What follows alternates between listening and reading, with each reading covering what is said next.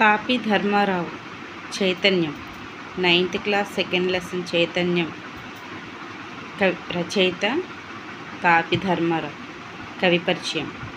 తాపి ధర్మారావు అభ్యుదయ రచయిత, పత్రికా సంపాదకుడు, చలనచిత్ర సంభాషణ రచయిత, పత్రికా సంపాదకుడిగా దినపత్రికలలో తొలిసారి వ్యావహారిక భాషను ప్రవేశపెట్టాడు. పద్య కవిత్వంతో మొదలుపెట్టి నాటికలు, నాటకాలు, నవలలు, పరిశోధనా వ్యాసాలు ఎన్నో రాశాడు.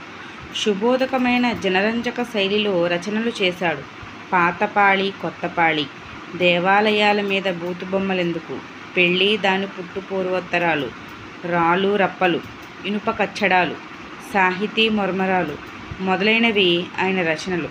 చేమకూర వెంకటకవి విజయ విలాస ప్రబంధానికి ఆయన రాసిన హృదయోల్లాస వ్యాఖ్యానానికి కేంద్ర సాహిత్య అకాడమీ పురస్కారం లభించింది. పుట్టపర్తి నారాయణాచార్యులు, గుర్రం జాషువా, గురజాడ అప్పారావు, శ్రీశ్రీ వంటి గొప్ప కవులు వీరి సమకాలికులు. ప్రస్తుత పాఠ్యభాగం అనగా చైతన్యం అనే పాఠ్యభాగం తాపి ధర్మారావు రచించిన కొత్తపాళి గ్రంథంలోనిది.